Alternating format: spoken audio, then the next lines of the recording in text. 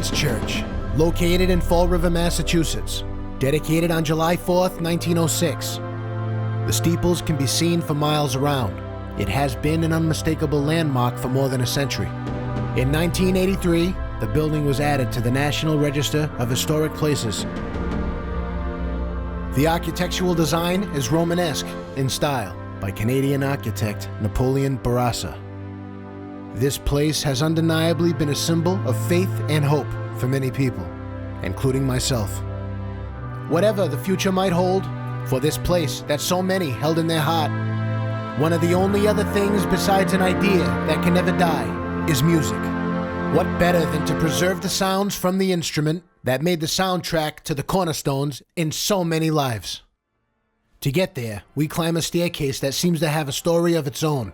This staircase is located in the right tower of the church from the front door. For more than 100 years, choir members and organists have climbed these 38 wooden steps to get to the organ loft. Right now, I'm on my way to see Scott Letelier to begin the recording session of the 2793 Casavant St. Anne's Church pipe organ.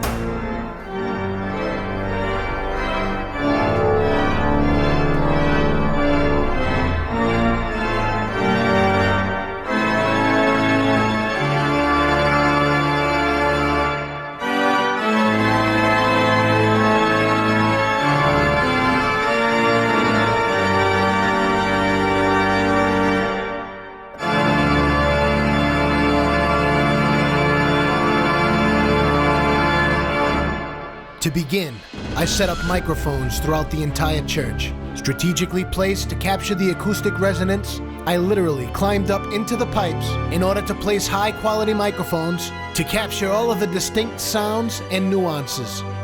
This involved mic placements both close and far, sampling every sound at various locations. I recorded everything at 48 kilohertz and at a bit depth of 32. This was all done using state-of-the-art hardware. Test. 1, 2. Once all the equipment was in place, it was time to begin. At the console, you activate the start button. A short time after, the red indicator light turns on. The airflow begins to circulate to power the organ. Climbing into the actual organ is a series of pipes, ladders, electrical work, pneumatic systems, air reservoirs, and a very elaborate system of air ducts. All of this works together in a truly genius way. Each piece has a distinct job that complements the other.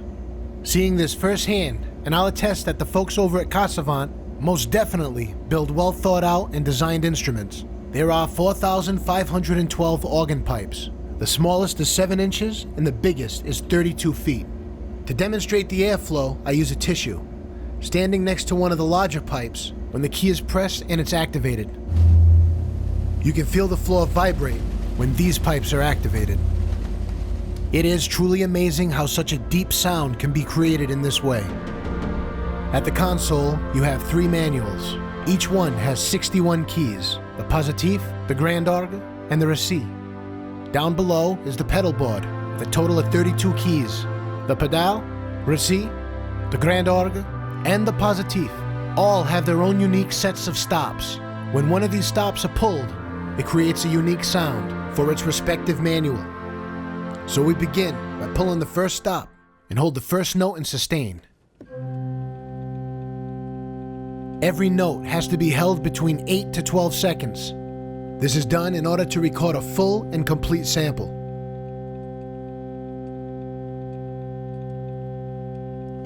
And when you're done, you move on to the next note. This process is repeated 61 times, 1 for each key on the manual.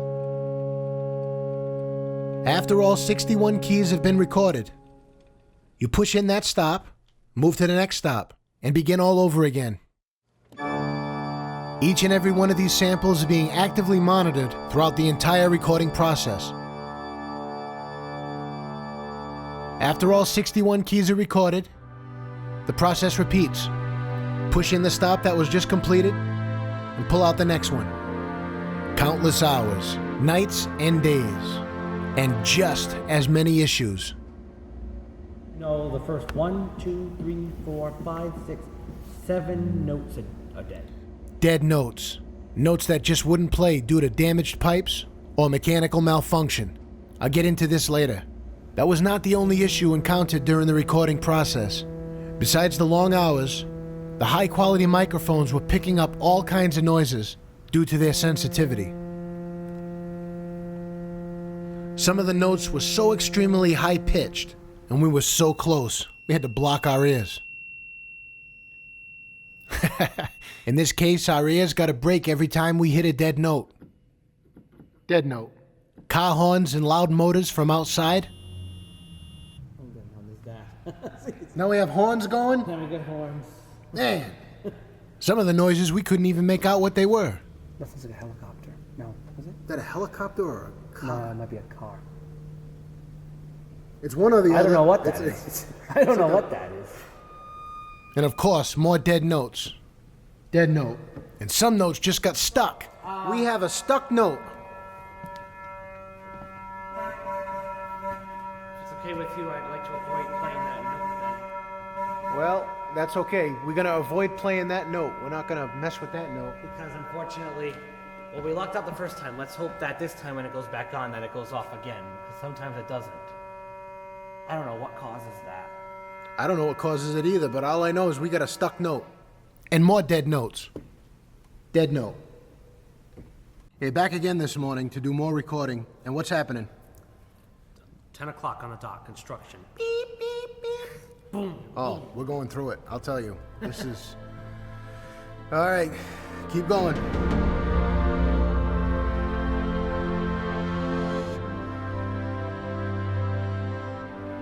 So this is it. The last stop.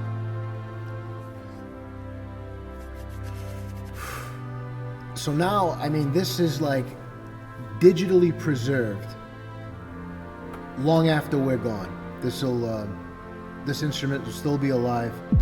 But first, it must be reborn. 346 gigabytes of samples in total.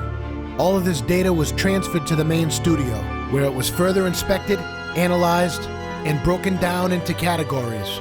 These categories consisted of the recorded stops from the individual microphones where it was exported and saved. The first task was to enhance all of the samples. I took the recording of one stop and dropped it into Isotope RX. Here, you have a visual representation of the wave file. We'll start by normalizing the recordings from this stop. We're going to select normalize to 0 dBFS, decibels relative to full scale. Once the scanning and execution is complete, make a selection and play it. This was recorded from one of the microphones far away. There's a lot of background noise. So, we make the selection of before the actual sample is played. This time, we'll apply voice denoise. Isotope RX must learn what frequencies to cancel. Once learned, it matches the parameters of those frequencies. This effectively cancels out any noise matching the learned frequency. This is why we selected the noise before the sample. Let's test the original. Noisy. Let's try it with the noise cancellation.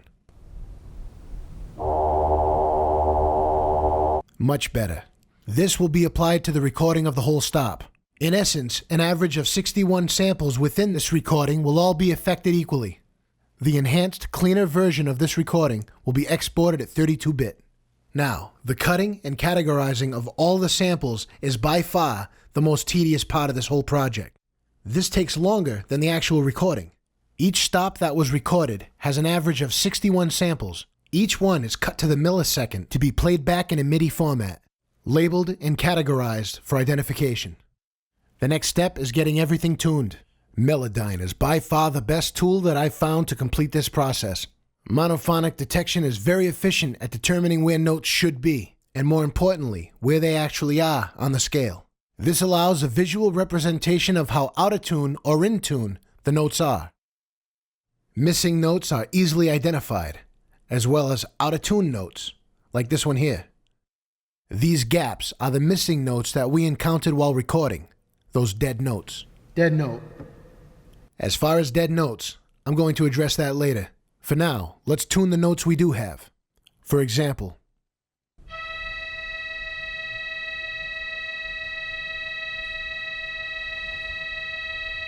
we can correct this flat note by dragging it into place.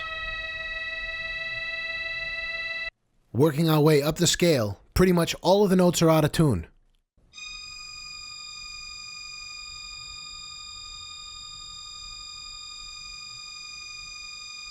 We repeat the process.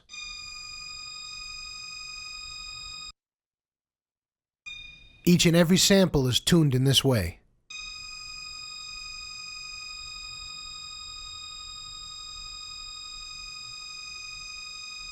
Now, to put this project into perspective, there's 61 keys on a manual, an average of 61 samples per stop. Multiply that by 5 for the various microphone positions. That's 305 samples. Each one enhanced, cut to the millisecond, and tuned. Multiply that by more than 50 for each stop. The result is thousands of samples. So it's time to stop building the Virtual Studio Technology Instrument, or VSTI. For this, I'm using Contact, a world-leading sampler engine by Native Instruments. We'll start by creating a new instrument. Once your new instrument is created, you click on the monkey wrench to get under the hood. Once there, you want to open up the wave editor and the mapping editor. When you hit the keys on your MIDI controller, you'll see the red spots indicated in the mapping editor of what keys you're hitting and at what velocity. These empty spots need to be filled with samples in order to trigger the playback. So we open the folder for the first stop, loading each sample starting on C1. You'll see the sample in the wave editor. You play C1. This triggers the playback of the note recorded from the organ on the same key. More samples are loaded into the mapping editor for all 61 keys, mimicking the original instrument. But that's not to say it doesn't have its own unique set of issues.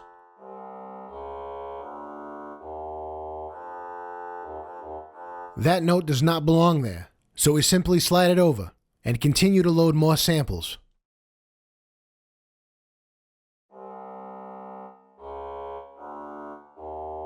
But now we have a gap.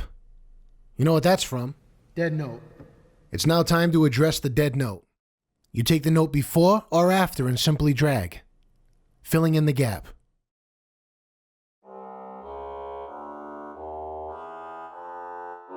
Dare I say, a more complete version than the actual organ.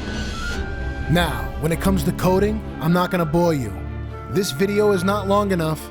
Anybody who knows anything about coding knows about declare, on note, end if, declare, make persistent, enough to drive you crazy. Knobs just don't simply appear. And parameters? Forget it. Everything is good old-fashioned hard coding. But when it's done, we got this. I present to you the virtual St. Anne's Church organ.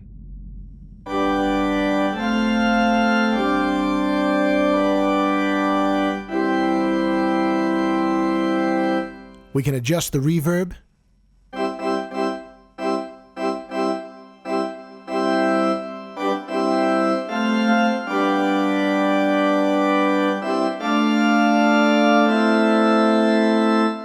We can add or take away from the low end.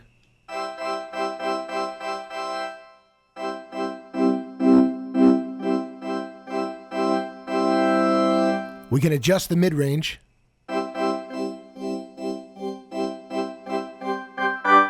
And tweak the highs.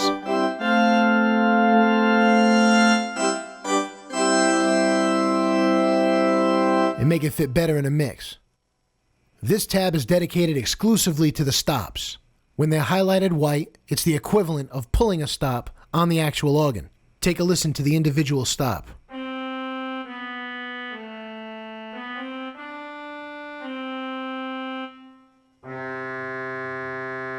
With this, you can do multiple combinations, just as if though you were sitting at the organ at St. Anne's Church.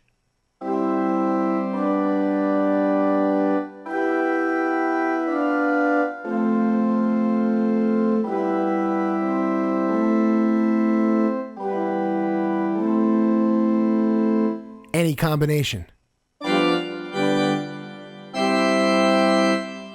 The combinations are endless. Next is the acoustics. I'll get into detail about reverb later. If you're not wearing them, you might want to wear headphones to hear this stereo effect.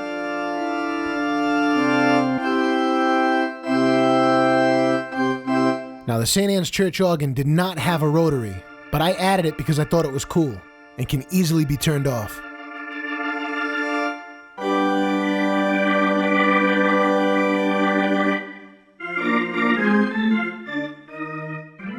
And the echo effect.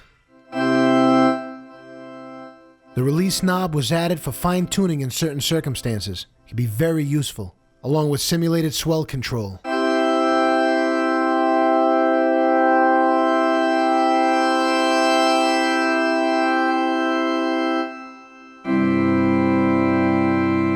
It's undoubtedly a beautiful and timeless instrument.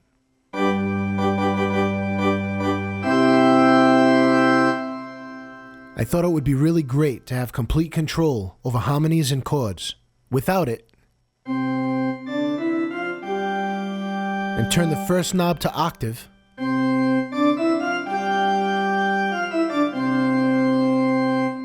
can turn it again for thirds,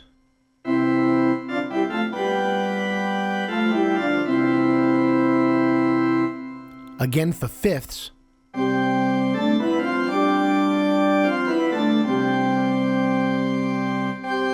the 1/3 and fifths,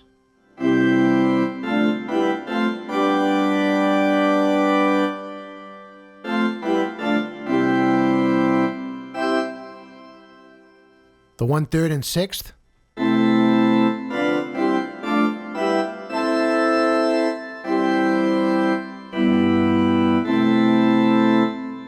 the 1/4 and sixth,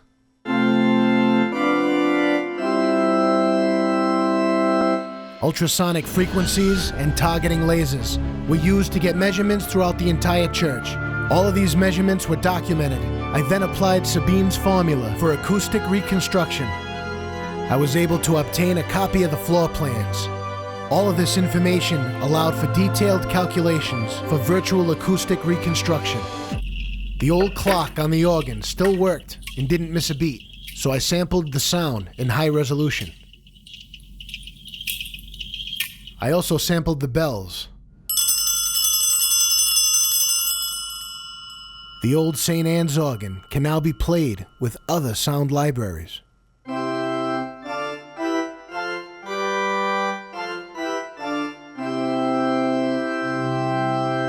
There's a whole world of possibilities, from orchestral accompaniment to choirs to multiple different genres. Let's take the orchestra, for instance, by Sonoscore. Load up a couple of other instruments, prepare a sequence, and take this organ to a whole new level.